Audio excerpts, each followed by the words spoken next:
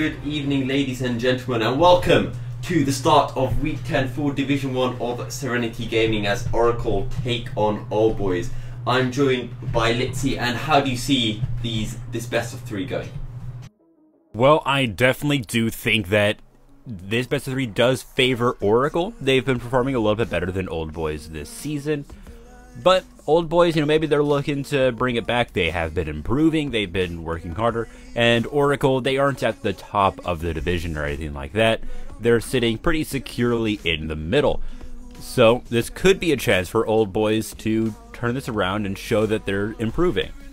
Yeah, and if we don't forget that we had 3 weeks ago was the Old Boys hype train. We thought it was starting, it kind of did, and then all of a sudden it left us. I mean, it was there, we wanted so much, but it wasn't to be. However, both these teams are unable to make it to playoffs. Oracle can actually equal Hydra, who are sitting in 6th place, but they have lost 2-1 to Hydra before, so even if they do level it up with a 2-0 tonight, they will not be able to go through due to the head-to-head count.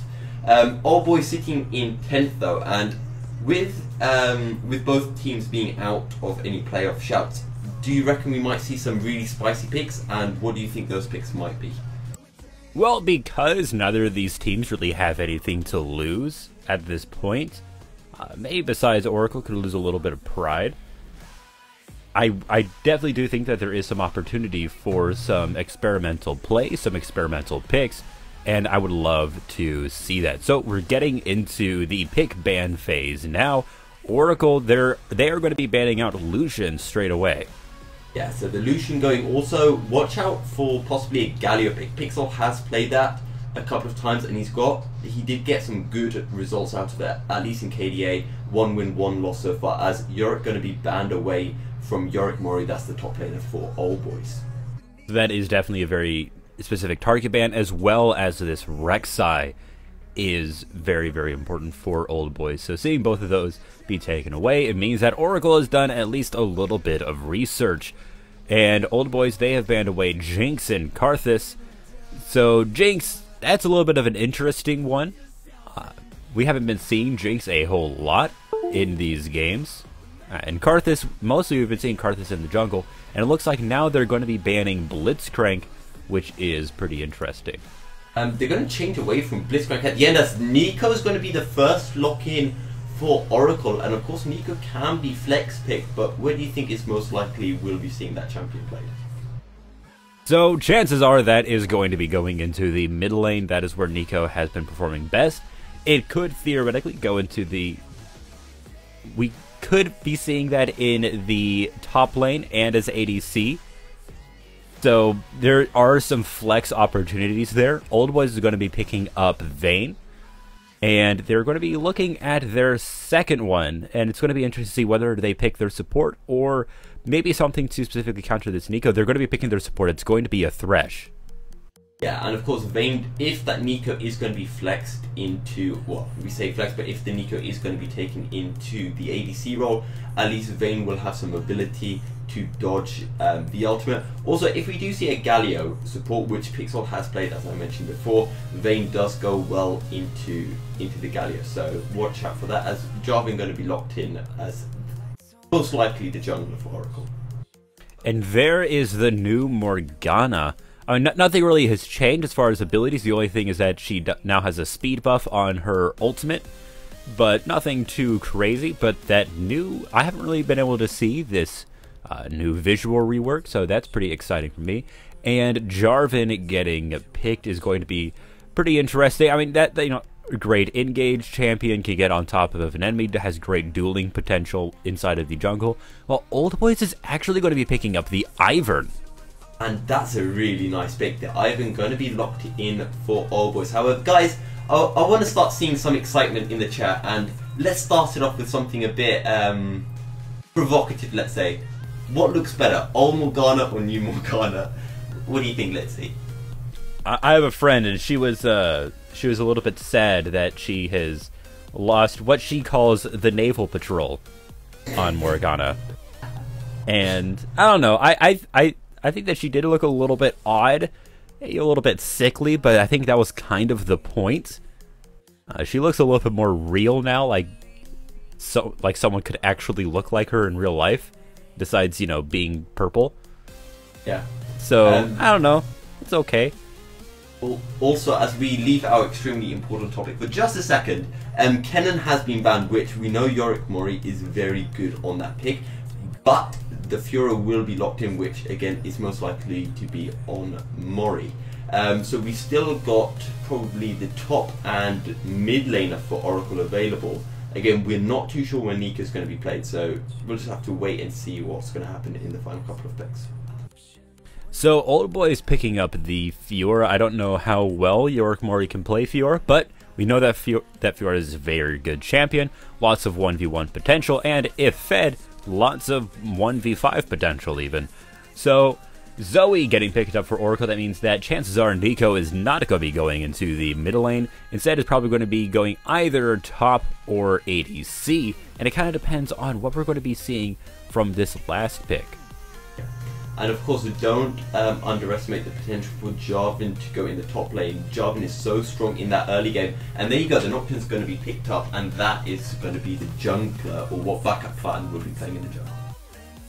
Chances are very rarely Nocturne goes anywhere else. I have seen a Nocturne mid before, but it wasn't particularly good, so chances are it's not going to happen.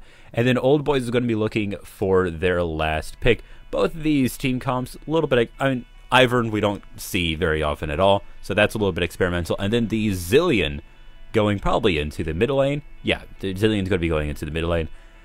You know, we'll probably do all right against Zoe fairly well. Doesn't have a whole lot of mobility, but neither does Zoe.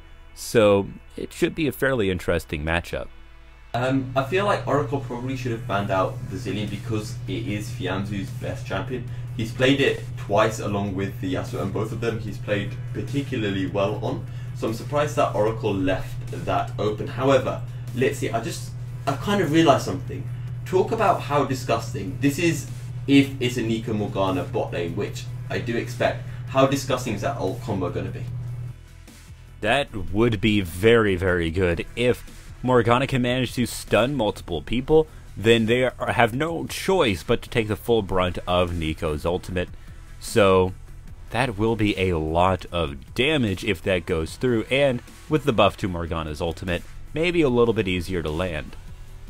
And of course you can then be having the Nocturne use Paranoia to ult in, deal even more damage.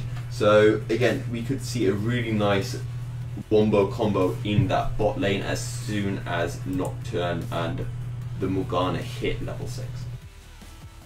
Definitely could. We're just going to have to see how that turns out. Now the players are actually going to be picking their champions and whatnot inside of the client, so before too long we're going to get to see what they're going to be bringing in terms of summoners, and then once we get into the loading screen we'll actually see what they're doing in terms of runes. So overall, definitely a pretty interesting lineup of champions. I'm going to keep an eye on this bot lane. The main thing to look at here is that Oracle, they don't have a lot of AD. Nocturne can go AD, so that's something, but you know, you don't have an ADC versus Old Boys, and also there's not really very much in the terms of crit. Crit is very good right now. And Old Boys, they do have the Fiora and the Vayne, who both do very well with crit. So, we'll see how that turns out. Should be pretty interesting. I can just see now backup plan building a static shield on Nocturne, ulting in, gets a 1 auto attack, static shield procs, and everyone blows up. But I also want to have a quick gander at the early game versus the late game, and who do you think is stronger in each of those phases? That is an interesting topic. I think that Ivern does a lot better in the late game than in the early game, because that's when you get all your support items and whatnot. And usually having an Ivern as your jungle sort of allows the support to go something maybe a little bit more aggressive, a little bit less supporty, because you do have the Ivern who basically acts as support for the entire team. But you know, they're going Thresh, so they're going pretty defensive, and so they're going to be relying on the Vayne, Fiora, and Zilean to really do the damage. they'll have the Vayne for the AD and whatnot. I think that overall, I'm going to have to side with Old Boys, mostly just because of the Fiora and the Vayne. They both scale so well into that late game. And of course, the good thing about having your Ivan is that you can give away your buffs while getting the buff yourself, which is going to be really useful, especially for the Vayne and the Zilean getting that red or blue buff, which will mean that Zilean can just poke out Zoe for much longer in lane. And I'm not sure, so it looks like Old Boys is going to be on the top side of the map, so that is a little bit unfortunate for the Vayne, because Ace Supreme would have to go all the way across the map in order to get the red buff. If they were on the bot side of the map, it'd be a lot easier to get it. But, you know, that's just how the cards crumbles. have been. Yeah, it's how the cookie crumbles. I use that one too much, so I was trying to think of something besides that, because that's what I always say. So that's how the paint dries this time around. So let's take a very quick look at the summoner spells coming out. Both supports are going to be bringing Ignite, which, you know, fairly reasonable. Both top laners are bringing TP. Really, the only difference is going to be Zilean and Zoe. Jamzu on Zilean is bringing Teleport, and the Silent Knight on Zoe is bringing the Ignite. There's still a second left, and nothing's going to be changed, so it will stay as you mentioned. Of course, I was going to mention both junglers going Smite, but then of course they're going Smite. We're not seeing a Shaco go Smite, which always kind of confuses me. I've never played a champion where I haven't taken a Flash, so whenever I see, you know, a Tryndamere or a Shaco not taking Flash, it always kind of confuses me somewhat. Like, but Flash? So. Flash is definitely a very good thing to have in your kit, but some champions just have it inside of their kit, like Shaco. And Tryndamere just kind of doesn't care, just wants to go in all of the time. Kind of annoying to play against, but that's just how it is. And overall, this should just be fairly simple, fairly easy to watch. It'll be interesting to see. I haven't seen the new graphics for Morgana. I did think they were a little bit dated, a little bit weird. I think it was kind of hard to see the ultimate. It's quite nice. I don't like the new Morgana design as the champion itself, but I think all the abilities look kind of cool, or they look a bit better than how they did before, or maybe that's just because it's new, so if it's new it always looks better, I guess. Yeah, I mean, every once in a while you just have to update the visuals. I mean, League of Legends is a very old game, and the developers have obviously gotten a lot better as they've gone. And I mean, you've seen the clips of old League. Oh, it's beautiful. It was pretty kind of hard to look at. I remember when I first saw an old clip of League, which would have been about 1.5 years ago when I started playing. I thought, oh, that looks so cool. How can I replace my current client with this old thing? Obviously now I realise that would be a really stupid thing to do. But going back to the whole graphics difference, I mean, you can really clearly see the difference in how champions look, especially when you compare a new champion like a Nico or Silas with something old that hasn't been touched, aka Pizza Feet Mordekaiser. Yep. As much as I would love Mordekaiser to get a visual rework, I would hate to see the Pizza Feet go. They're just so much of his personality. They should rework Mordekaiser so his entire body is all dark and gloomy, but his actual feet become pizzas. And it just be a remains skin. that. Yes. Pizza delivery Mordekaiser. Like Sivir, but far more sexy. It's so good that even Sneaky can't cosplay it. I don't know, man. That is a awfully high bar. I can't taunt Sneaky like that. Sneaky's cosplay can do anything. Although he's done the Star Guardian Ogre, so what can't he do? Yeah, I mean that was one of the greatest cosplays of all time. However, going back to all seriousness, if we go back again to the whole matchup, where do you see the junglers focusing their attention, and where do you see all the action being in the first 10 minutes or so. I think a lot of it is going to be on this bot lane. If either of these bot lanes do very well, then that could be very good for them. I mean, Vayne obviously is a hyper carry, does quite a bit, but if this Nico Morgana combo does well, then could be very good for them, because we were talking about how well that can synergize. So I do think that chances are both junglers are going to be looking down there pretty often. That and the mid lane, Fiora can kind of handle herself. Doesn't usually need much of a gank, and neither does Jarvan really. I think that Jarvan would do well with a gank because the Cataclysm can, you know, lock people down and make it easier to gank them. But I think that if Fiora just holds on to her Q, we'll be able to get out of the Cataclysm really easily. So I think most of the focus will be on that bot lane. Also, again, I'm going to go back to this because I feel this is something really important and we're going to be seeing a lot of it as we do actually head into a pause, so perfect time for me to go into more detail on this. This bot lane from Hjorth and Pixel is legitimately disgusting because not only do they have their ult combination, they have the stuns, and for Nico to land a CC is not that hard, and then Pixel's just going to land the Dark Binding on top of it.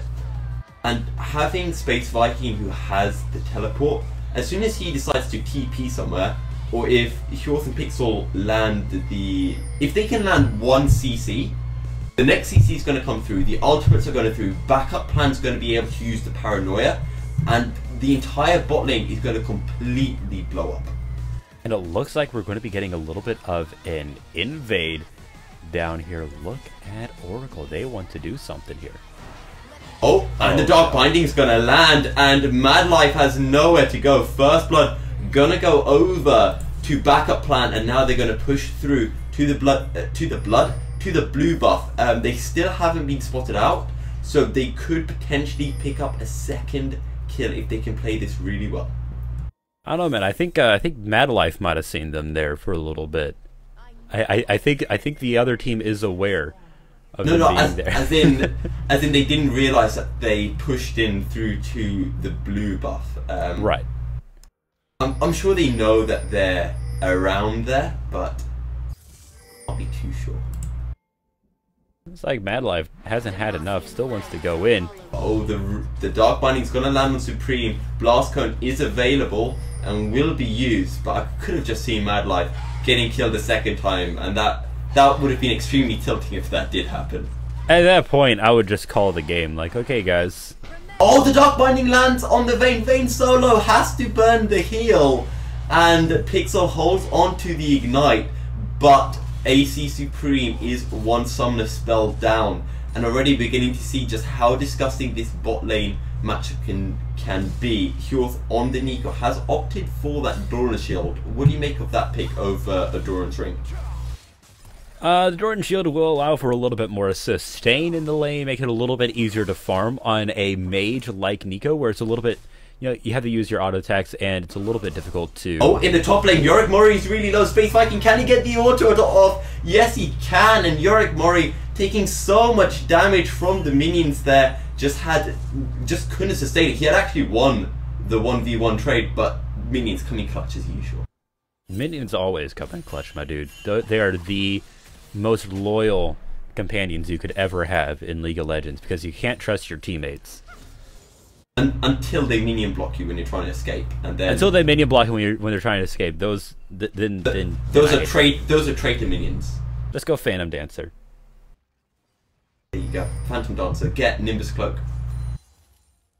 Go Ghost. Oh, and there's the CC in the bot lane, and look how much Supreme gets poked down. Can someone please remind me after this series to play Nico Morgana in a ranked game, because this looks disgusting.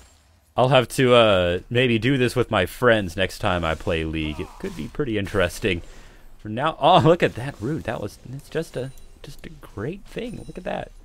But Sativa is in this bot lane. However, I feel that Oracle can 2v3 this. CC will land onto the Morgana. Dark Binding will come through onto the Thresh, but the shield will stop Hjorth from getting CC down. More CC coming from Hjorth. and the Dark Binding will not land, but Space Viking with the TP, can he get enough damage onto Supreme? No, he can't. He will avoid the CC, taking a turret shot. He's very low now. One more auto attack and Mad Life will secure the kill, but Sativa will die in exchange. Silent Knight picks up a kill with the empowered auto attack. Sleepy Trouble Bubble doesn't quite land, but it's a 4-on-1 right now.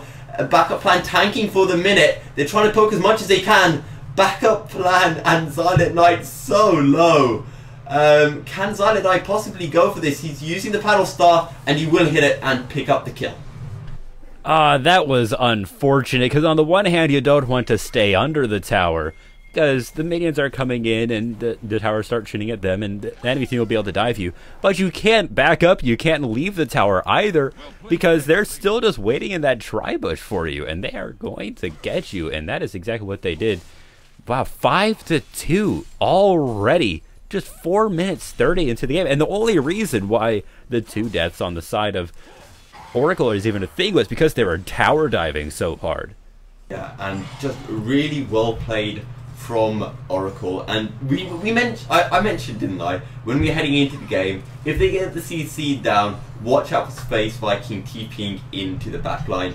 And there's just no way for them to answer with so much CC coming through from Hjorth on the Nico and the Dark Binding from the Morgana.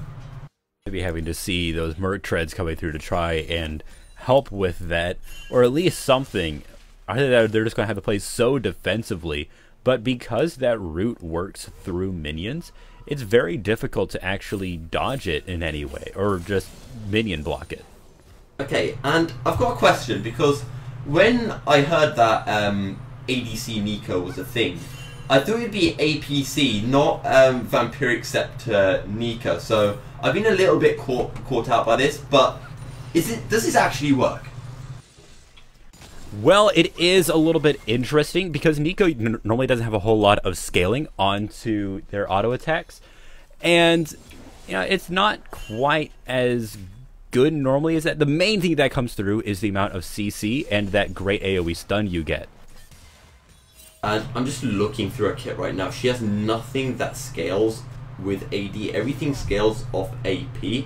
However, she might be going for that kind of category, as she might actually get caught out here. And the Thresh death sentence won't land. The Condemn from Supreme means that Mad Life misses the death sentence, and that's really unfortunate. And that kind of shows that these players maybe aren't entirely in sync with each other. Because you have to just know when they're going to do stuff like Sativa's really low. The Trouble Bubble had landed. Zilean has got the Chrono Break, and they'll be forced to burn the Chrono Break because they had no way of killing him otherwise. So good defensive ultimate there from Fiamsu. However, it means that he's got no ult for himself now, and he is very low on mana. It does come up pretty quickly. It's only going to be about 90 more seconds until that is back online. The Zilean ultimate doesn't have much of a cooldown, so we'll be able to get it back probably before it gets ganked. If you know, it just stays back, stays under the tower, and makes sure not to get dove. Other than that, you know, nothing too much is happening. We're seeing the backup plan go into the enemy's jungle, pick up the blue buff, and then get this Gromp as well without any sort of contention. Even if Repsativa was there, probably wouldn't be able to do too much. Otherwise, both of these teams are just eyeing each other, looking for the next opportunity to go in and get another kill. Angle Barbs will land onto Supreme, but not much they can do to follow that up. Cloud Drake is, sorry, not Cloud Drake, Ocean Drake is available, and the Oracle bot lane will rotate over to take this. So most likely first Drake of the game going to be going over to Oracle. And how important will that Ocean Drake be for this Oracle lineup? Ocean Drake, it isn't amazing, but it is pretty good. The ideal one you want to see is the Mountain Drake right at the beginning, because it gives you that extra little bit of tower damage that can help you get those platings down and get some extra gold. But the Cloud Drake, a little bit of extra cooldowns could help. And I want to go back onto what I was mentioning about Hjorth's build with the Vampiric Scepter. Do you think she's going to go, or he's going to go for an entirely AD build, or is that Vampiric Scepter going to go into one of the Hexblade items? Probably it's going to be one of the hex tech items. Probably it could be the GLP 400. Where there's a lot of opportunity there. It could be the Gunblade. You're just going to have to see how that turns out. Probably it's just going to be AP. Probably just going to be an APC as per usual. And Red Sativa does steal the blue buff for Fiamzu. They invade quite nicely and they will pick up that blue buff. However, currently 5 kills to 2 still for Oracle. But in that bot lane, look at the CS difference. 68 for Hughes versus 43 for Supreme. And they are dominating this bot lane as it stands. However, Sativa is in that bot lane now, so we could be seeing a gank come through.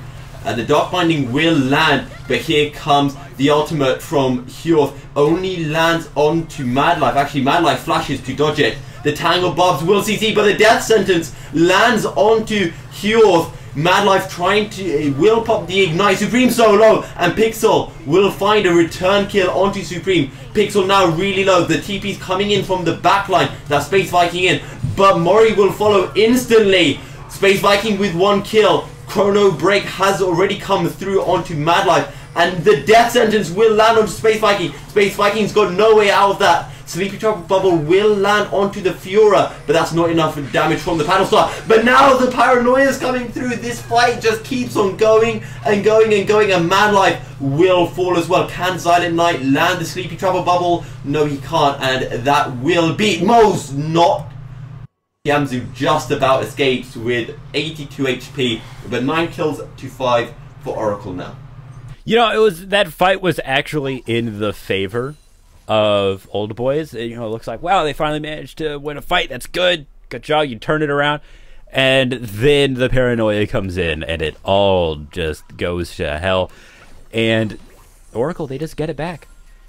And Silent Knight landing an insane Trouble Bubble. However, Oracle can't quite fully commit to that. The Tangle Barbs will come through, but Pixel wasn't there to land the Dark Binding at the time. But the bot lane is bullying so hard, and again, I feel like at that point, Oracle could have done a bit more just to kind of control the vision around that bot side. Yeah, I mean, Oracle, you have to keep a lot of vision around. It looks like they're trying to get the Rift Herald in order to try and even this up a little bit, having a little bit of trouble hitting the eye, and it looks like now Oracle is actually going to be responding to it because they did get spotted out by the backup plan. And Silent Knight hits Yorick Mori, but Yorick Mori using the riposte very, very effectively to negate all the damage from the Paddle Star, and now Oracle are going to have their go at taking the Rift Herald. Meanwhile, in the bot lane, Pixel and Hughes still trying to push down Supreme and Mad Life. However, Shelly has been reset, and no one will be able to take the Rift Herald just yet. Both teams definitely do want this, and it looks like Oracle, they sort of establish a little bit of dominance around that area, but they're not going to go for it quite yet. I think the backup plan might just try to solo it or do it with Space Viking. Looks like that is going to be what is happening. Backup plan is just going to be taking it himself. Yeah. However, Old Boys do have a ward in the Baron Pit, or do we say Baron Pit at this point, or do we say Rift Pit? Yeah, it's the pit that Baron comes from. There is a ward in the Baron Pit, so we may see Sativa head over, which he is doing now. However, Mori's forced to back off because he's low, and Silent Knight will make his way over to the river before Fiamzu can, and the Dark Binding will land. That's going to be a very dead Ivan.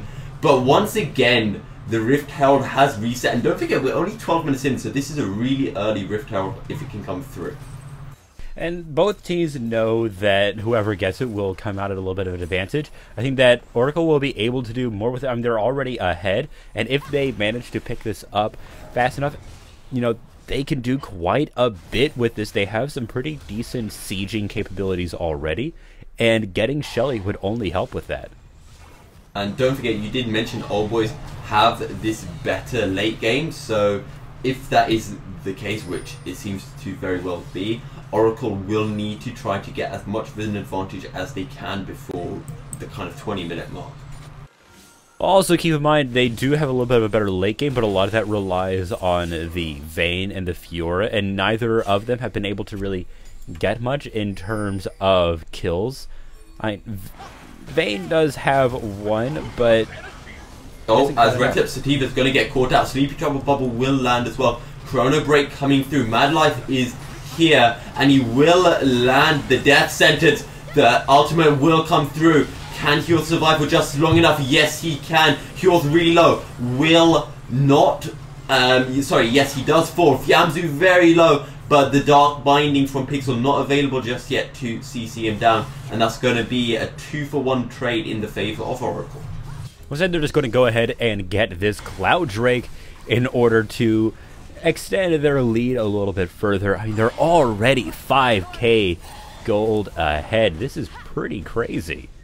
And again, it's all coming down from this bot lane, and also the fact that Xylem Knight is hitting so many Sleepy Trouble Bubbles. 4-0 right now, 850 gold bounty, already hit the Luden's Echo, and if we just check how much gold she has available, 1,600. So that's a lot of gold, and she buys herself a nice blasting wand and sorcery shoes. That will be very nice, getting those, and also Arctic has the Luden's Echo, and so getting the Blasted Wands will only make that even better. So overall, definitely doing a very good job just in terms of CS and gold lead. I mean, a lot of that is the fact that they have twice as many kills as the enemy team, and that's just kind of how it goes when you have twice as many kills, unless you're just a god at CSing. It has happened before where the team that is well behind in kills does have more CS, but that is definitely not the case here. For now, the teams are just trying to defend their towers. Haven't really been able to get a whole lot of offensive. The main thing to look at is that top tower. It's only sitting at 965 health, and so may be getting killed before too long, and that will be the first tower. I've been getting so confused by seeing a Zoe in the bot lane until I realised that it was just a camouflage Nico sitting there. Also, Hjorth has gone for that Blade of the Ruined King, so he's going for what it looks to be a full AD build. However, let's see if he goes for a Rage Blade or anything like that. As Mad Life now playing aggressive, will be forced to flash to dodge the death sentence, but really nice aggressive play from Mad Life to force that flash out, as they're now going to push this wave under the turret. But in the top lane now, the ultimate's coming through. Paranoia as well from Backup Plan. Can they get a CC? Backup Plan forced to flash to take less damage from the turret. He's only got about 50 HP, but Yorick Mori will survive. Backup plan getting very low there. Good play from Yorick Mori. Once the Cataclysm came out, had the Q available to just dash out of it, and so was able to survive, and then was actually able to get under tower when Paranoia proc, and so Backup Plan was stuck underneath the tower and had to burn flash in order to get out of it without dying. And while all of this has been happening, Pixel has been out of the bot lane, and the Morgana has now returned to lane, so we might see the Oracle bot lane pushing their wave once again. The next Drake is going to be another Ocean Drake, so that'll be a fair bit of health and mana regen if they can secure that. Could be pretty good. And now the Herald is going to be spawned towards the top side.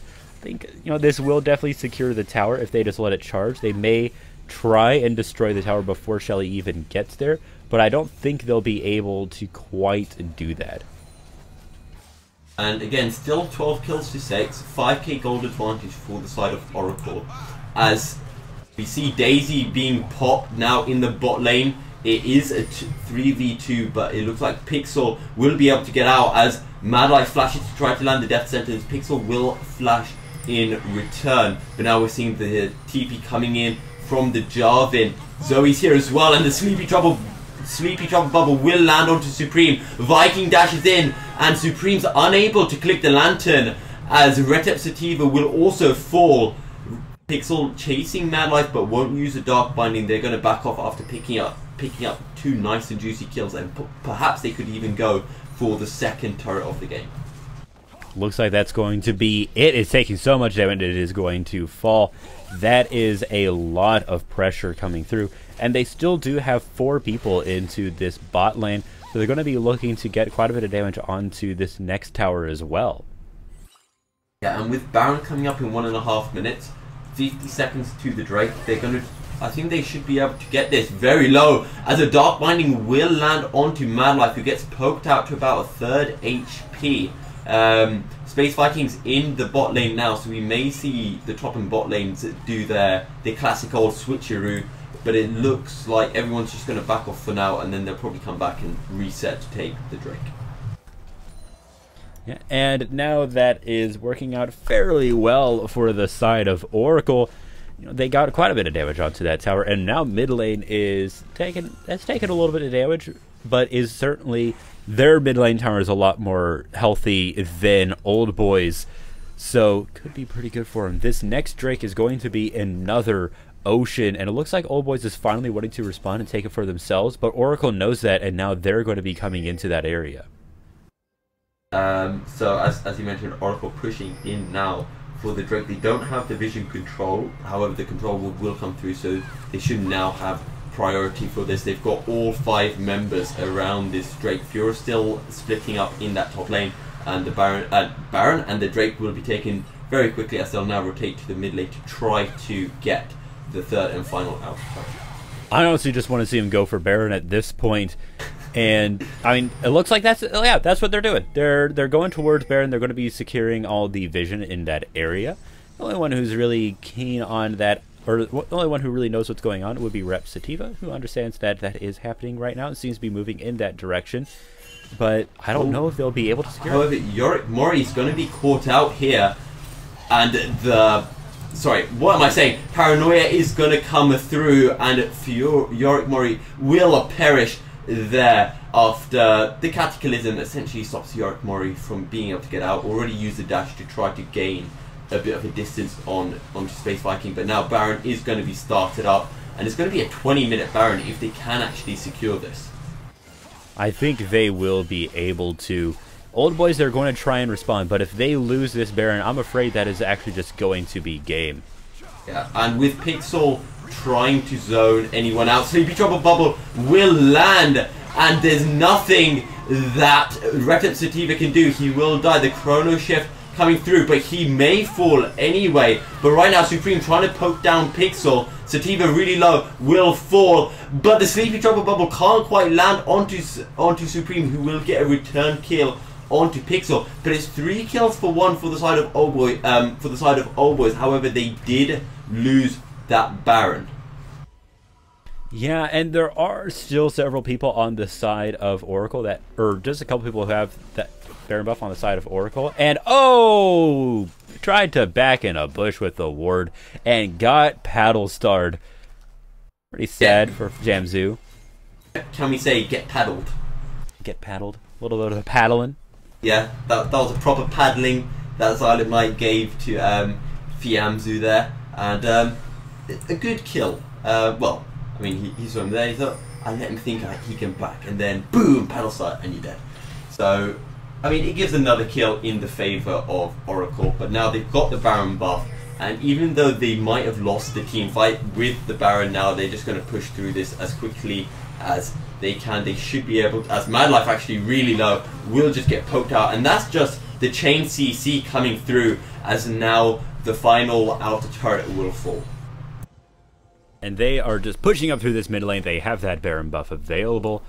And you know, you have Space Viking going off on the bot lane too, and that is going to make sure that if the entirety of Old Boys tries to respond to this threat, then they're going to end up losing towers. Yeah, as now they're pushing in to the inhibitor turret. They took the inner turret in the mid lane. Yorick Mori and Space Viking now fighting in the bot lane in a 1v1. Paranoia is available from the backup plan, but I'm not sure if he's close enough to go in just yet. But here comes the Paranoia. Now Redemption came through, but it's too little too late, and it's going to be a straight kill going over to Oracle, and now they're going to push in that bot lane turret. And look at that, a binding landing on Rep Sativa, taking a lot of damage.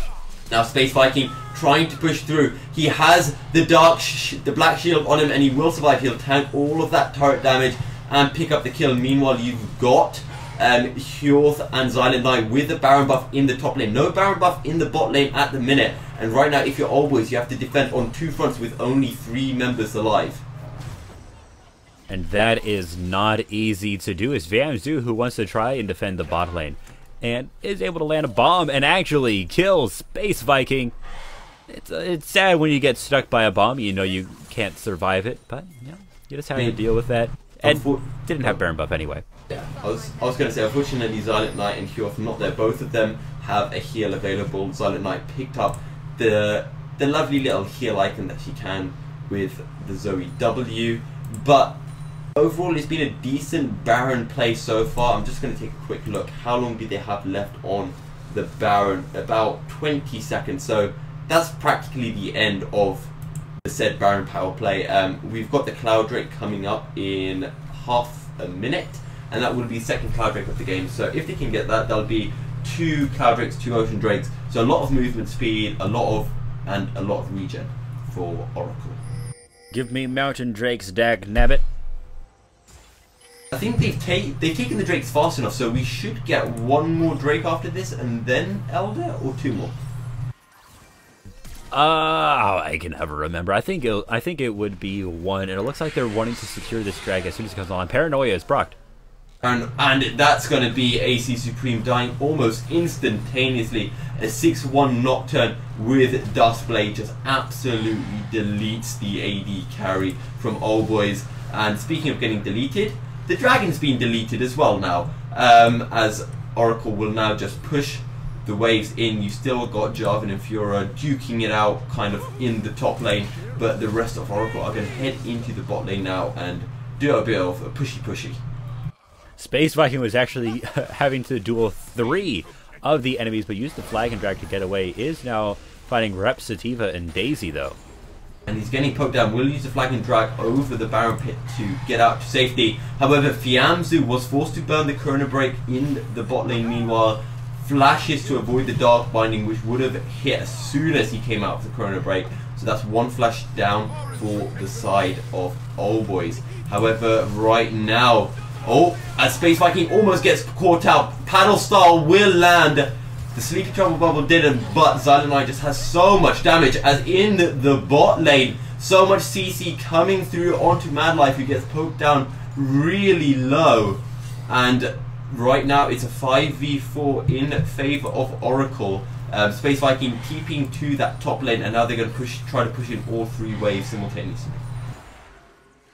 And they're just trying to poke over this wall, but nothing is quite landing while this tower is taking some damage, but just from minions, and it gets cleared out very quickly thanks to Zillion's bombs. But that is not the end of the story. Backup plan wants to do something with this and wants to go in. Sleepy Trouble Bubble is landed, but isn't going to be enough to kill. But Silent Knight just focusing on that turret for now. Once they can poke down that turret, Old Boys won't really have any defense to stop these waves just crashing in onto the Nexus turrets, as the first inhibitor turret will fall.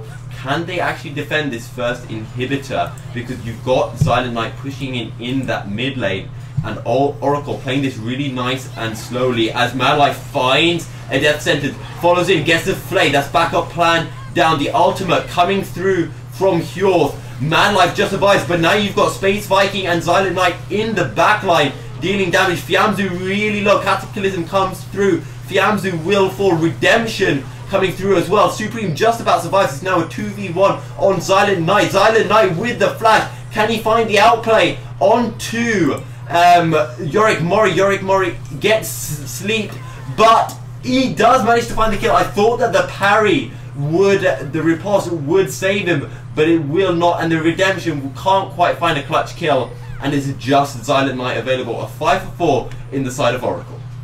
It looked like Old Boys was going to win that fight, but a great little duel right at the end from Silent Knight, and also Space Viking getting onto that backline and doing a lot of damage.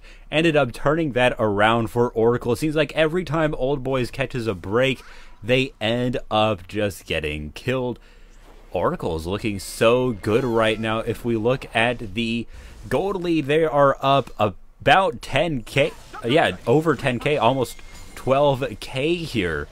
That is a lot of gold, and now they're pinging that Baron. They want to take it again. And I'm just taking a quick look at here. 159 attack damage relative to the Vayne's 192. Has the 3 items, the Blade of the Ruin King, Rage Blade, and Ruinous Hurricane, but with that bot lane inhibitor down, Oracle will be trying to set up for a Baron play. The mid lane inhibitors open as well, so let's just see how Oracle play this, whether they try to do this as quickly as possible or nice and patiently. Like they want to try and drag this out and instead win a fight inside of the jungle. The Morgana ultimate is burned. But she will die almost instantly. However, Paranoia coming through. Chrono Break is used on the Jarvan. However, Mad Life getting poked down by Heoth. But now Space Viking Solo has the GA, which has been popped. Fiamzu falls. However, Yorick Mori is doing bits. He picks up 1 kill now. Now he's going over to Heoth. Doesn't have the flash available anymore. Does have the dash. Xylem will try to poke him down. Will not be able to. But look at the minions crashing in as the Paddle Star and the Sleepy Chopper Bubble will land. And that's the ace coming through from Xylem Knight. And Oracle might be able to end this game here and now. They will be able to. They don't even need that Baron buff. They're just going to push onto this tower and burn it down so fast that they're going to be taking the Nexus. Nobody is going to spawn in time to stop it. That is the GGWP for the first game of today. Oracle looking insanely strong right now. Was able to win just so many great fights. Seems like their overall understanding and control of the fights, just the spatial control that they had, understanding the risks that they needed to take in order to win fights, was very, very good. Ended up 33 to 16. That was quite a lot, and a lot of that was Xylem Knight with 11 kills and 0 deaths. And 16 assists. That's 17 kill participation out of 33 kills, which is absolutely insane. And he just did so much damage poking on that backline. And I mean, you do feel a little bit for Old Boys, because it was seeming that they were starting to get into the fights. The fights were getting closer. It was getting closer to 4v4 trades and them actually winning fights. But in the end, Oracle just took their early game advantage thanks to Heoth and Pixel in that bot lane, and they just snowballed with that, and they did a really good job. And heading into game 2, what do you think Old Boys should be doing differently? They need to understand these fights a little bit more and maybe do a little bit better on the drafting phase. They ended up just kind of going into a comp that they couldn't really fight against. I think that the Ivern just had a really rough time. I mean, Reptep Sativa is sitting on 0 and 9. I mean, 13 assists, which is quite a few assists, but it isn't quite enough.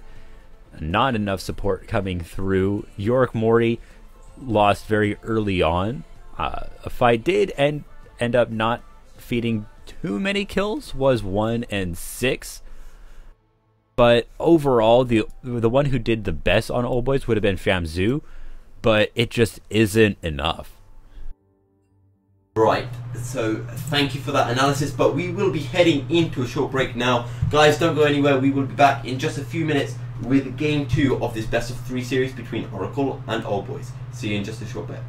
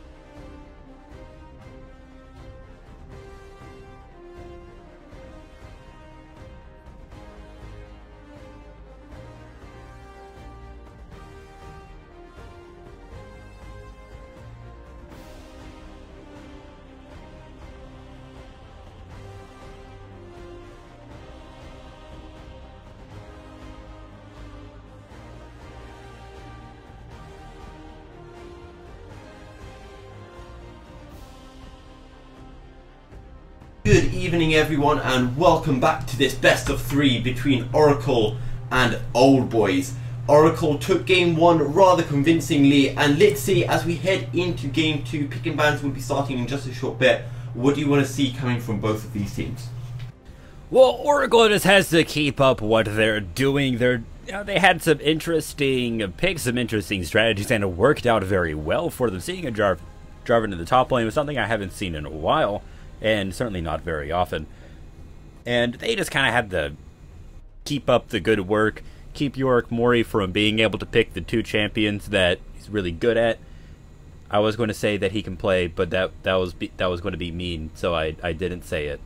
And the Fiora plays weren't so bad. We saw that really good gank save in the top lane, but that's just how it works out. And Old Boys, they need to get their fight awareness up just a little bit more. They're not able, like in the team fights, they almost do well, and then Oracle comes in and cleans it up, and they just don't quite have the communication and the awareness that they need. Yeah, it wasn't the greatest, but what can you do? It was hard. And sorry, I'm reading the chat. No, it's fine. Yeah, Old Boys, there were a lot of almost in those team fights as we do enter the pick and ban phase, so I do still want to see, you know, the likes of the Kennen and the Rek'Sai bans coming out against Yorick Mori and Retep Sativa, as the Morgana going to be banned by Old Boys straight away, as Oracle banned Delusion just like they did in game 1.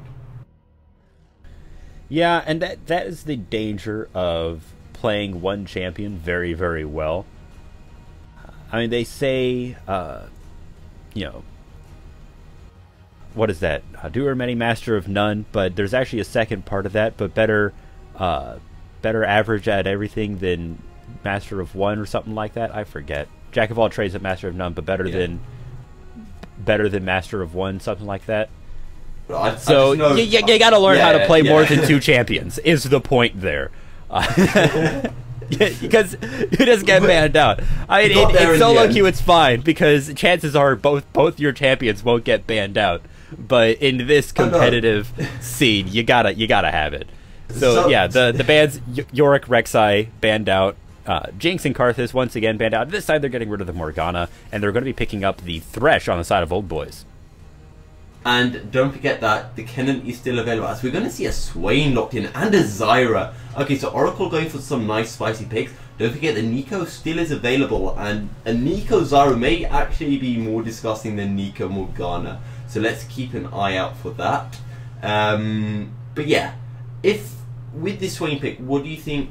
Do you think that's going to be going in the top lane? And if it is there any particular counter to the Swain that we might be seeing Old Boys pick up? Swain's probably going to be going into the mid lane, and the main thing is having a champion that's mobile and can get away from the ultimate and make sure that you don't get hit by the roots. Zyra is incredibly powerful, can deal quite a lot of damage, and it's interesting that Old Boys, their Yorick Mori is sticking with the Fiora instead of going a Kennen, which we know he can play. Yeah, and we know he has played that Kennen well, as well as Civ are going to be locked in, so a nice safe lane for Old Boys. And I guess it makes sense, because if a Nico does come through, you've got the spell shield, which will just mean that they can be a little bit safer in lane and try to scale to that late game. Yeah, the Sivir is very, very good in late game, but with the meta that we've been seeing, I think you gotta play early game. You gotta aim for ending your game at 30 minutes. If your Sivir can pop off and essentially start late game early, you get your 2 items, your 3 items, and you're getting, you know, if you get your 2 items at like 20 minutes or 25, then Sivir's going to do well in this meta. But you gotta have a jungler or a bot lane that can just pop off, and against a Zyra, I don't know if they'll be able to do that. And with Oracle picking up the Jace, I think that is going to be going to the top lane, and so that pretty much secures Swain going to the mid lane. I doubt we'll see Swain getting flexed to APC. I know that was a thing last year for a bit, But with the Lee Sin ban, what do you think that tells us about the Oracle jungle pick that we might be seeing? So Oracle, they have to pick a pretty good engaging jungler that can do well against a Sivir. You want to make sure that Sivir stays shut down, and also Fiora. So you don't really want a tanky jungler because Fiora will be able to burn through that pretty well. You want one that can deal a lot of damage, and it looks like that is going to be the Nocturne once again, getting that, you know, just such great attack speed and AD. You just deal so much that you just are always guaranteed to get on top of somebody with the paranoia. Quite literally getting on top of someone as well. So we've still got the ADC to come through from Oracle, which I guess we can expect to be a Nico, or maybe something like an Ezreal to go with the Zyra, as Zoe going to be locked in, but this time it's going to be on Silent Knight instead of Fiamzu. But it's going to be on Fiamzu instead of Silent Knight, sorry. If you kind of squint your eyes, Nocturne does look a little bit like a face hugger from Aliens. I can see that. I can see that. I think that might have been part of. I think that might have been part of his design.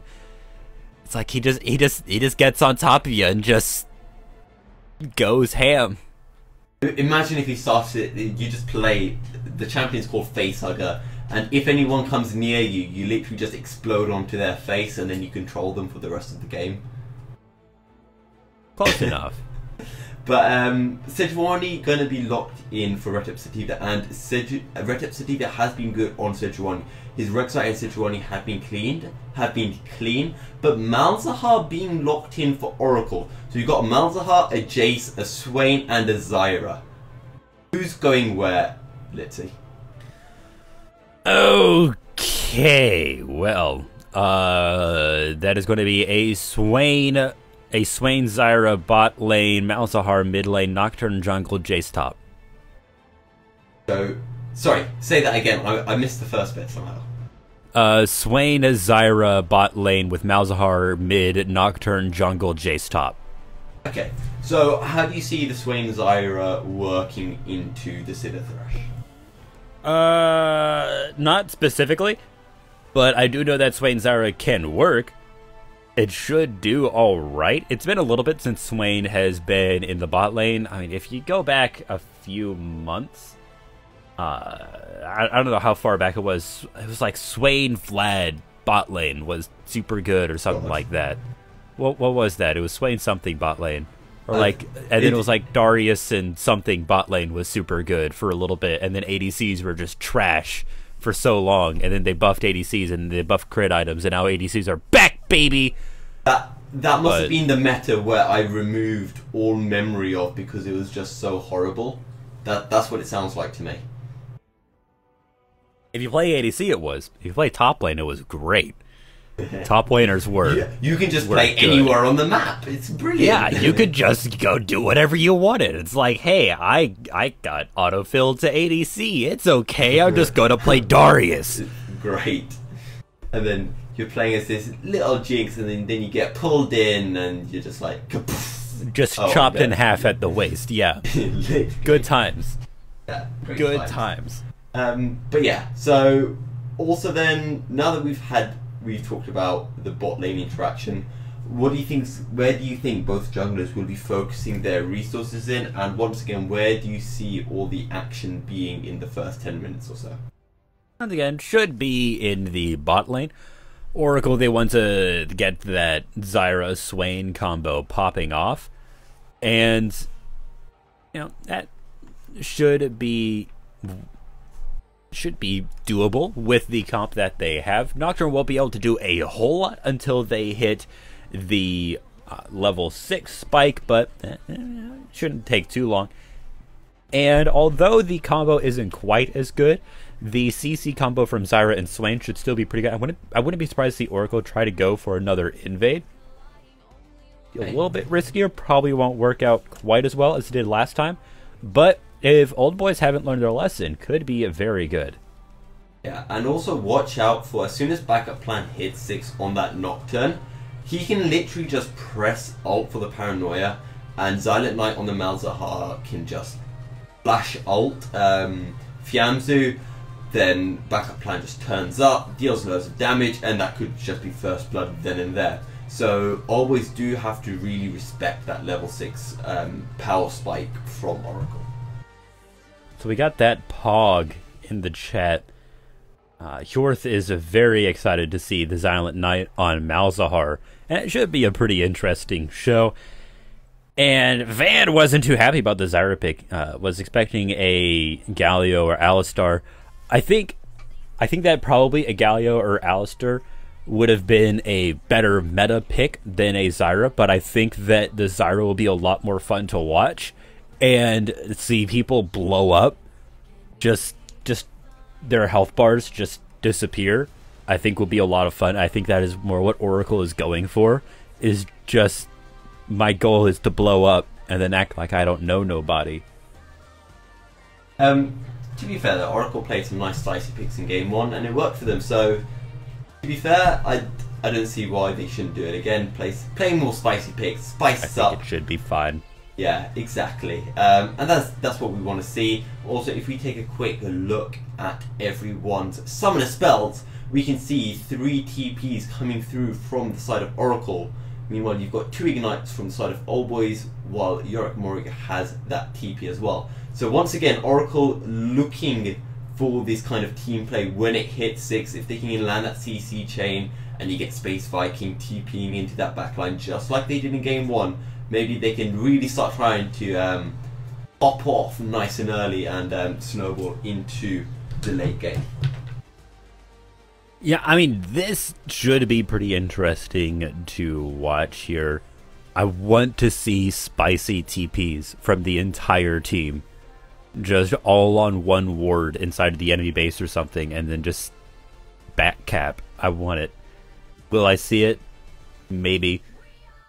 But it's great that, like, because the TP animation does not stack on any one thing, you can all TP in onto one item, like a minion or a ward, and it looks like just one person is TPing onto it. And if Old Boys, if they don't have the right amount of vision around the map to see 3 people channeling, they're going to think it's just one person coming in, and then there's going to be 3 people, and it's going to be hilarious. I mean, when it's like a clown car, all these people just coming out of like a Mini Cooper. It's going to be great. I mean, it's always brilliant when you see those montages. I think one of my favourite one is where there's a top laner who's really low, so he makes it look like he's TPing to a minion right next to him, so the other top laner is just like pisses around for a bit, and then it turns out there was actually another member of the team TPing there, and all of a sudden they just turn it into a 2v1 and pick up the kill. I just thought, that's why you always kill your enemy. You never let them, you know, just walk around like that. Van too.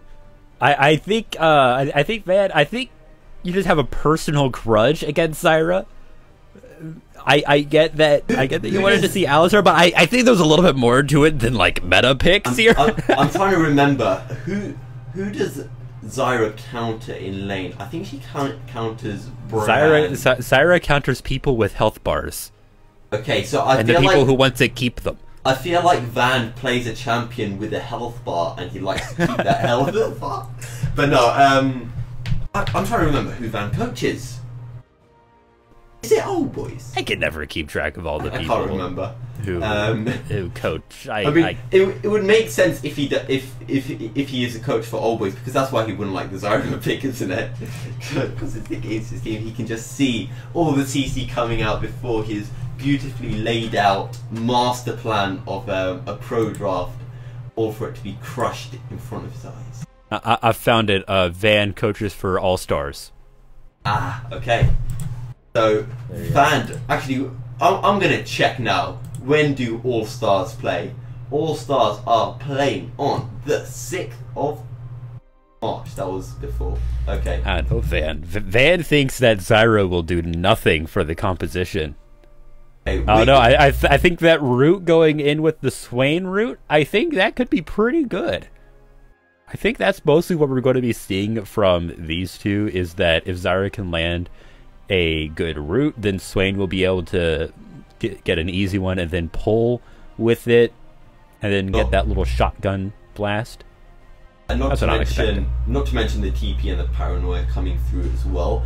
However, into a Sivir it could be interesting with that spell shield available. But let's see how it goes. But I guess now that he's cursed it, I mean, it's not quite a caster curse, is it? It's a viewer curse.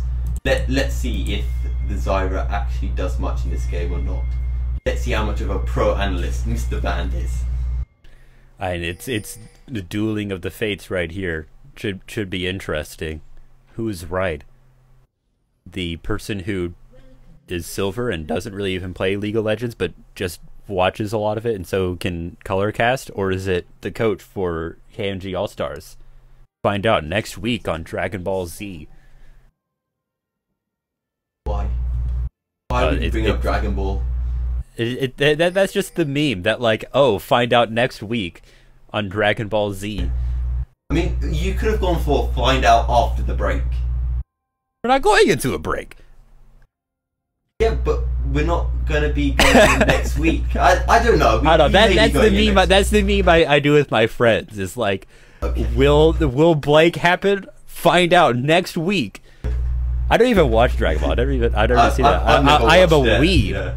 I am a straight weeb, but I don't watch Dragon Ball. So I mean, I have been referred to as a light otaku because I've really started binging some anime recently.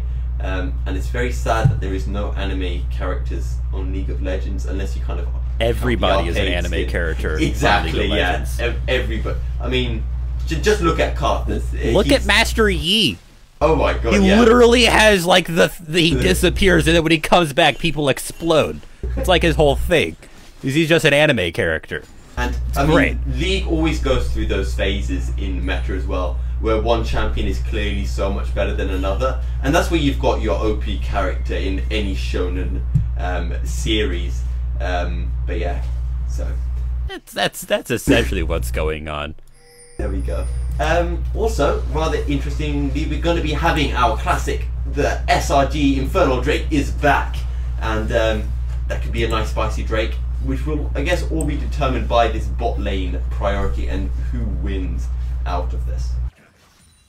Yeah, I think that this early game will go in the favor of Pixel and Frosty. Sativa's in the top lane. He does try to get the Winter's Wrath off, but it does not land, and that's going to be a failed gank up in the top lane. Space Viking will survive, which will mean that backup plan will be able to get a bit more CS down and get a little bit of a lead over Sativa.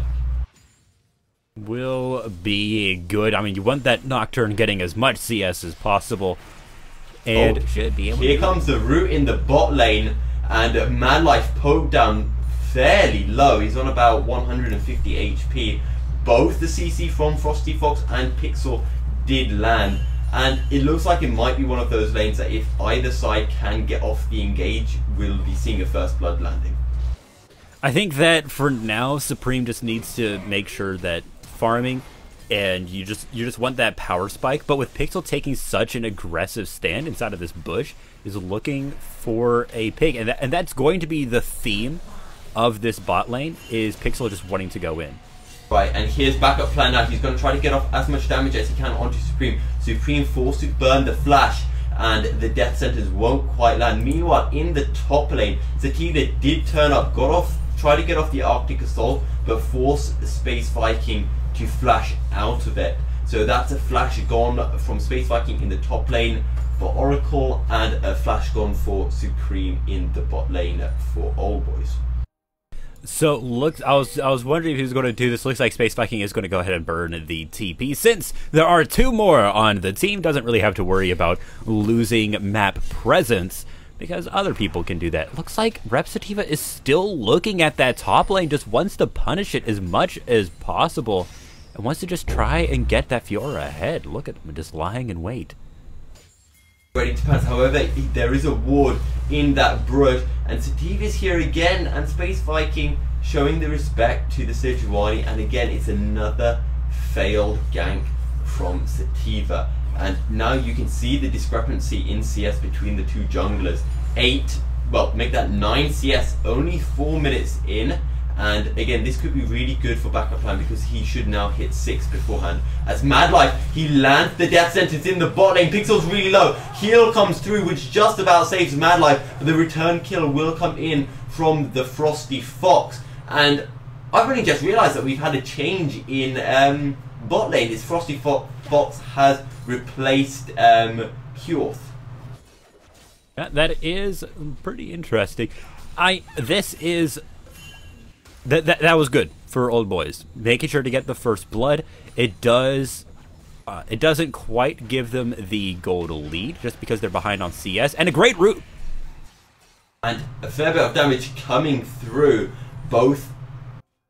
Can we say both ADCs, or do we have to say both bot laners? Both bot laners.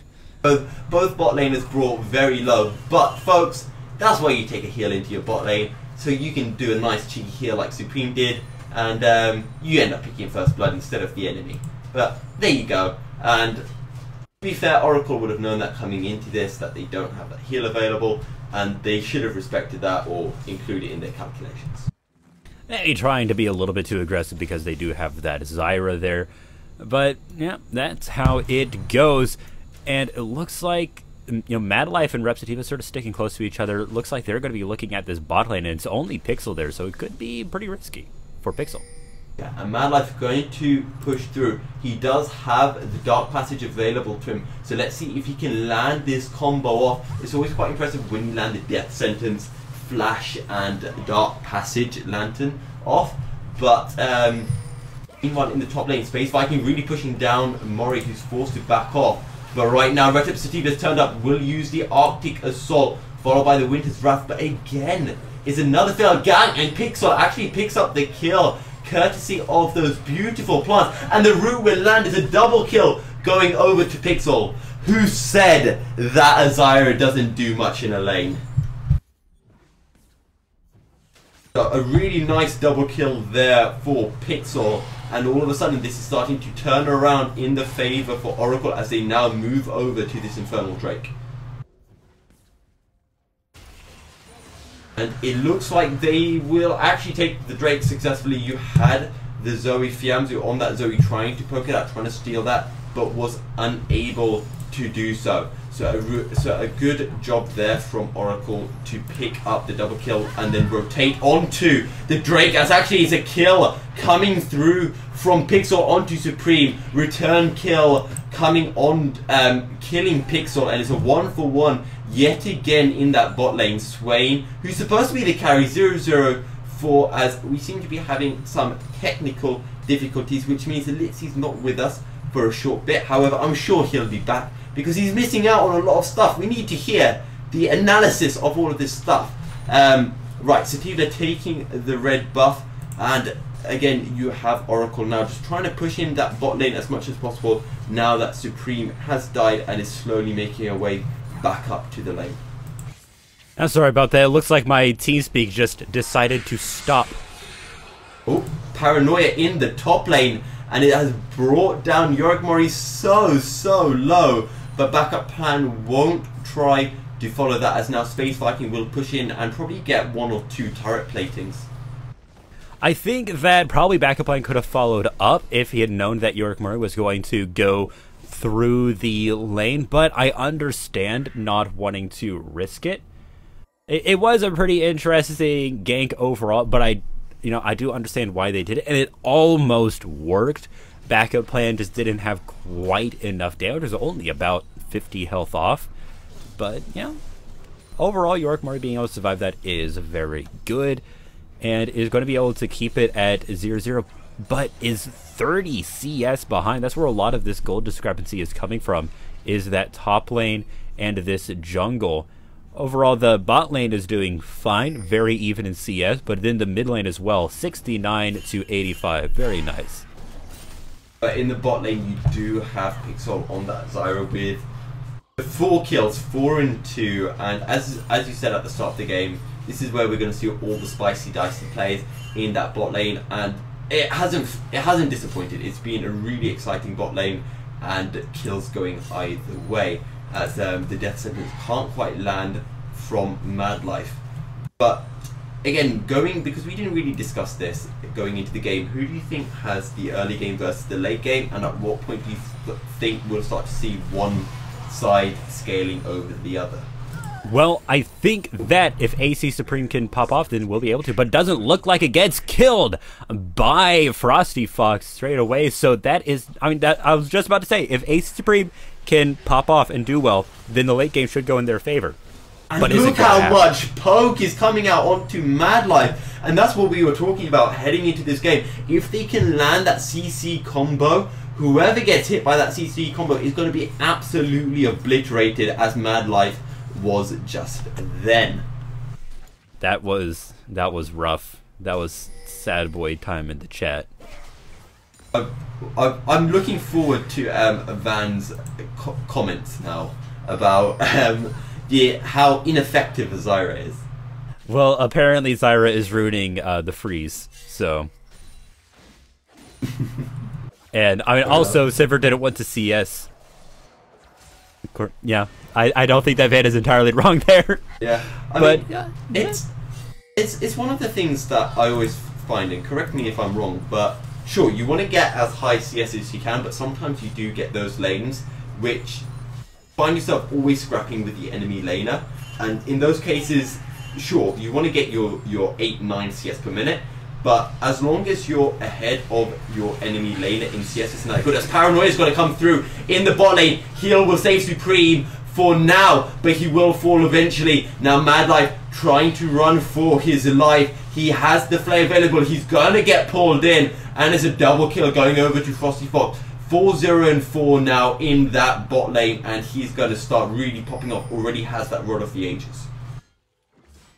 So, quick note here. Next drag is another Infernal. That's spicy. That's spicy. Spicy. Literally fire, my dude.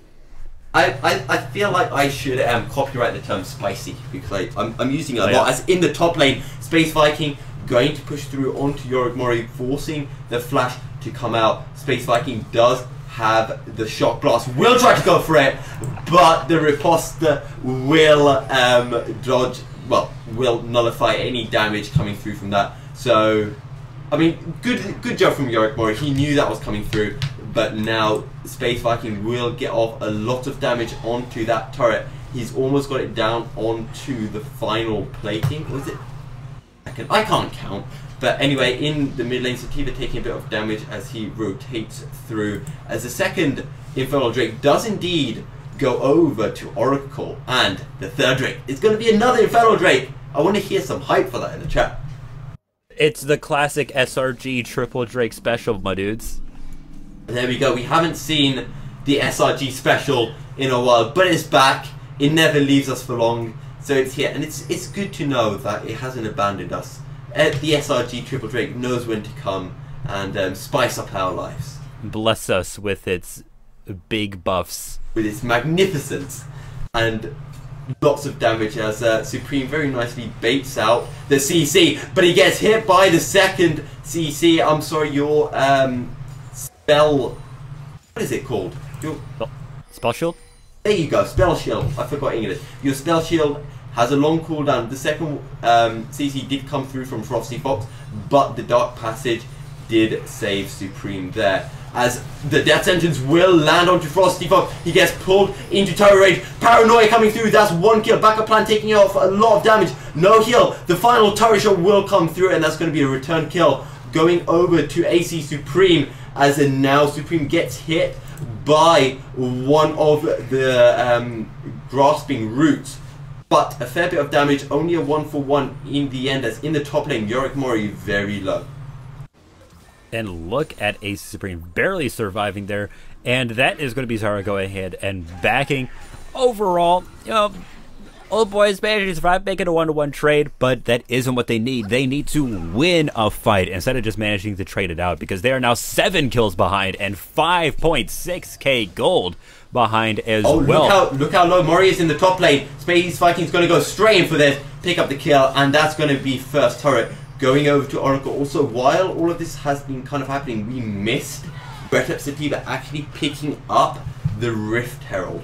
as now Retep Sativa might be getting caught out. The shock blast comes through. Sativa flashes over the wall and will be able to survive as the death sentence will land onto backup plan, followed by the glacial prison, and that's going to be a kill going over onto Sativa for Old Boys. But Space Viking diving in, and Malzahar with the ultimate cleans up the fight for Oracle. A triple kill coming over to Space Viking, who's now 4-0, and this is going to be another outer turret falling for Oracle. An 8k goal lead now. Jace the King just jumping in over that wall, waiting for just the right time, and had enough AoE damage, could just burst through that triple there. They thought they were safe. They thought they could finally turn it around yet again, but no. They just always, that is always how it is. Old Boys. It's a CC landing on Supreme in the bot lane, and Frosty Fox is going to get another kill. And this Zyra Swain combo is disgusting right now. It is just so good. They can manage to just poke off at that long range, and then as soon as a good root lands from Pixel, they can pull the enemy in close and hit them with that great Death's Hand, that sort of shotgun lightning from Frosty Fox. Does so much damage. In the top lane, Yorick Mori fighting against Silent Knight will die. Sativa, as the ultimate's going to come through, and Space Viking on the Jace will pick up the kill. And poor Shelly isn't even going to be able to kill a tower. And that was just really bad communication there from the side of Old Boys, because Yorick Mori thought that Sativa was there and could turn in for the fight, but Sativa was using Rift Herald. So I'm not sure, can you cancel Rift Herald yourself? No. No, so had no choice but just to watch Mori try to take Space Viking himself, as Paranoia is gonna come through and pick up a kill onto Fiamzu around that Raptor Pit. And Oracle are looking in complete control of game 2, as Mad Life really low in the bot lane. And as I was saying, Oracle looking in complete control of this game, even more so than in game 1. And a great pull just destroys AC Supreme. That is so powerful. They're doing so much great damage. The mid lane rep Sativa is trying to defend this tower and is taking enough. Will be able to take a direct empowered range shot from Space Viking. Or, I mean, this is what's been happening to Old Boys in these two games, is every time they think that they win a fight, they stay just a little bit too long. And Oracle, they're able to communicate so much better than Old Boys, that they have these well-coordinated dives that they're able to just wipe the enemy off the map. Oh, and Pixel's gonna go in onto Mad Life, getting off the damage with the Deadly Spines. But going back onto the point that you were making about the bot lane, the current bot lane kills to kills, as Silent Knight gets poked out really low by Fiamzu. Sorry, going back to the kills, it's currently 10 kills for the Oracle bot lane versus 3 kills for the Old Boys bot lane.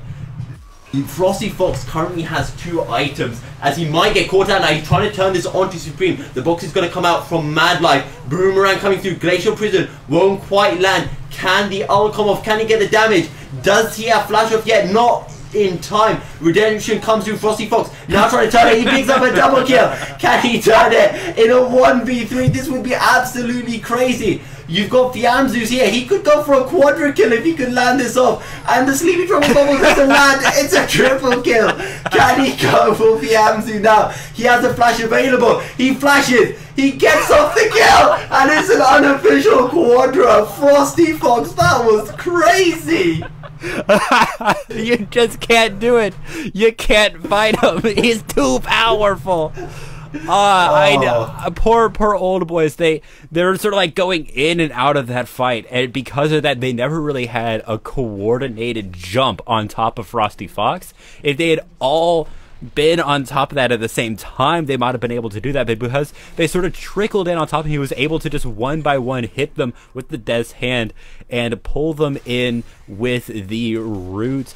Was just so good. I mean, that that was such a great fight, and we saw, AC Supreme, tries to come in just right. You know you're low on health, but you think maybe I can just do that little bit of extra damage onto Frosty Fox and help out my jungler. But no, sometimes you just need to accept that your teammates are going to die and you gotta leave, and that's what happened there. It was just not good. That's a combination of Frosty Fox being 5-0 going into that, having a Zhonya's, having a Rod of the Ages versus Supreme's Soul Essence Reaver. Sejuani not even having a full, only has a Cinder Hulk, and Thresh only with that Locket, and combine that with the triple Infernal Drakes that Oracle have. Frosty Fox, let's take a look.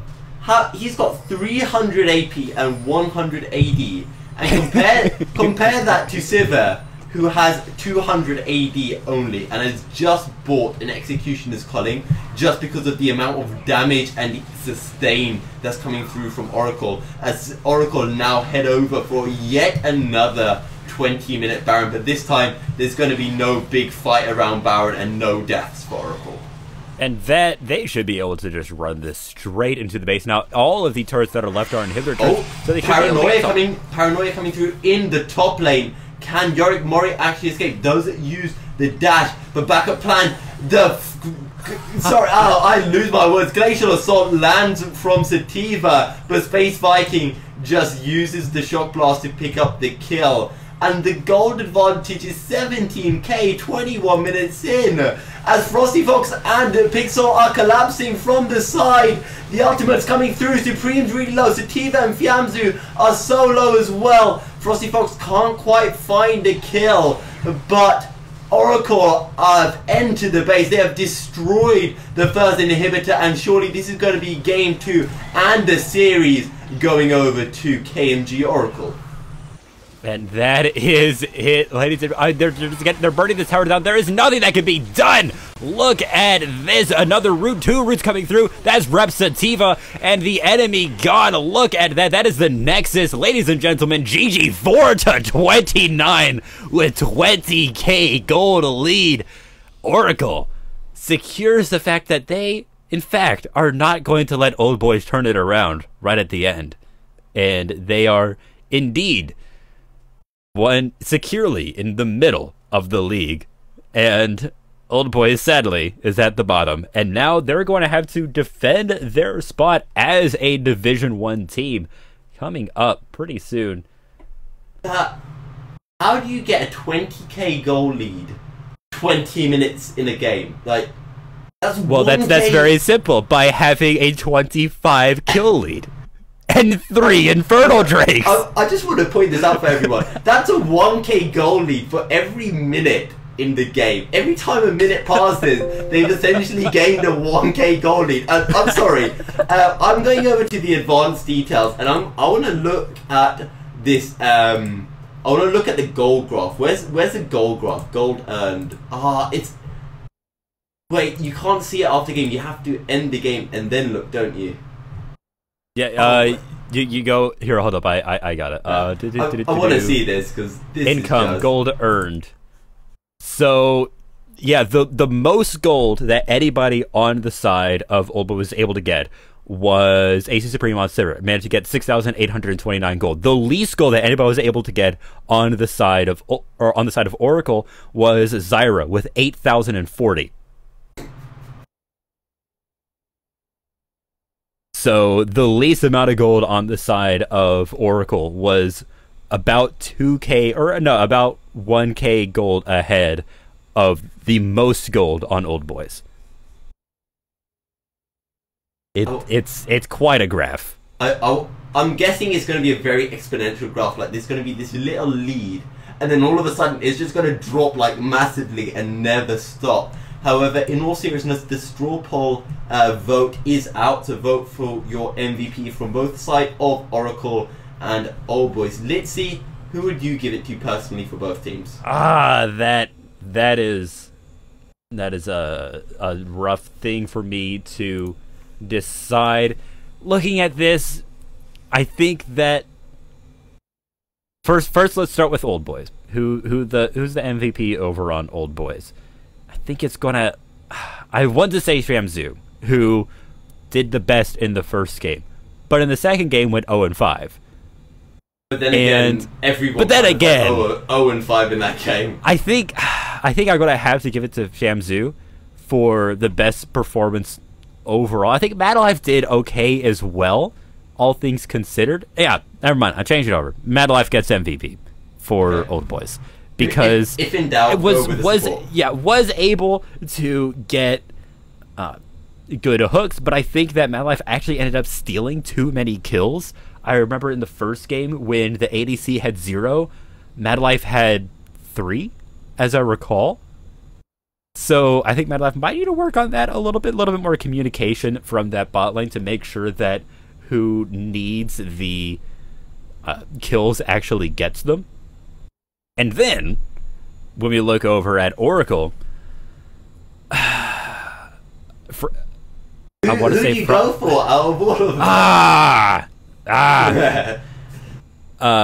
Backup plan. Backup plan. Had really great map control using the paranoia, was always engaging on the enemy team very well. I want to give it to Space Viking. I want to give it to Frosty Fox.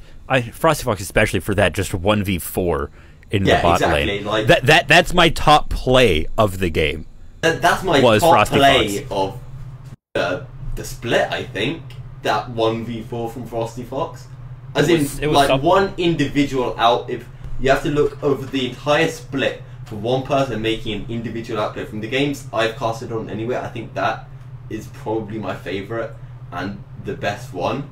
I mean, all credit as well to Space Viking picking up the solo kills in game 1, doing the same in game 2, and don't forget, in this game you had Sativa camping him in the top lane and wasn't able to get anything, wasted all of Sativa's resources, which is fundamentally what allowed Backup Plan to get even further ahead of Sativa and do even more in the game. So I think for me, my MVP is probably going to go to Space Viking. I want to give it to Frosty Fox, but he wasn't there in game 1, so I feel it's unfair in some way, but otherwise it has to be Space Viking. I mean, Xylem Knight was fantastic on Zoe in game 1, Pixel was great on the Morgana in game 1, and of course the Zyra in game 2, but I think it has to be between Space Viking and Xylem Knight.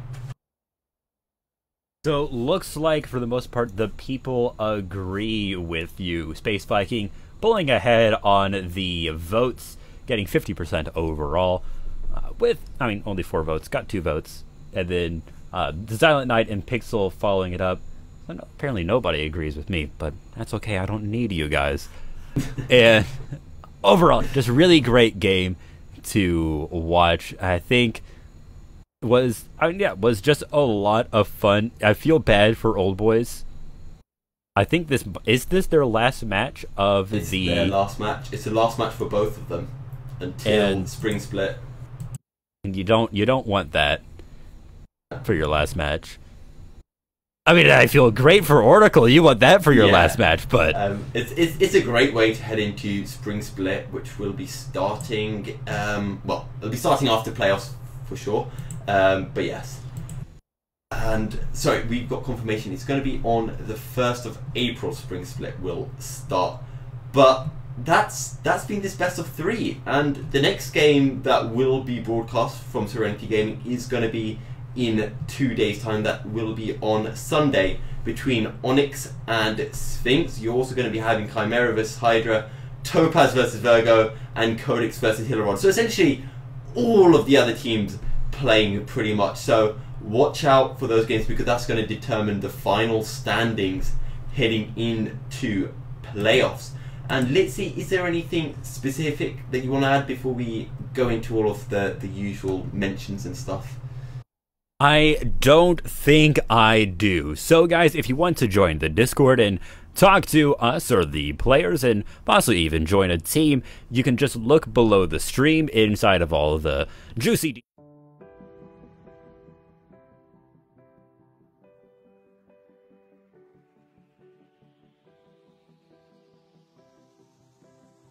lessons there from very high ranked players, and you can learn just map awareness, you can learn how to lane better, how to CS better, and all of those great things. So thank you to them.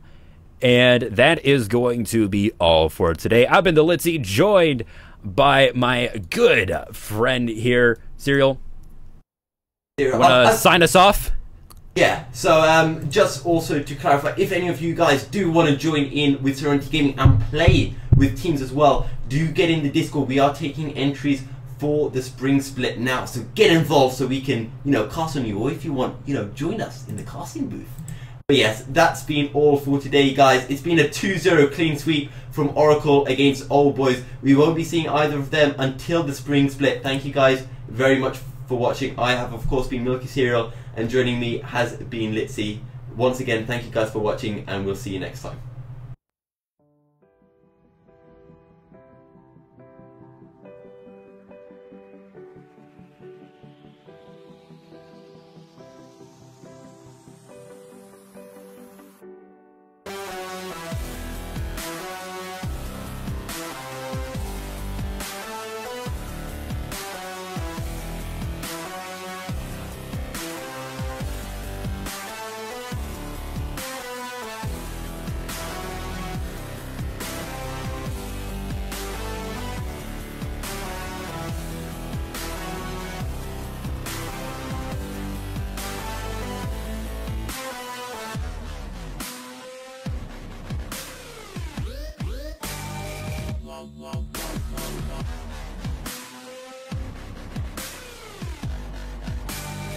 Mm-hmm.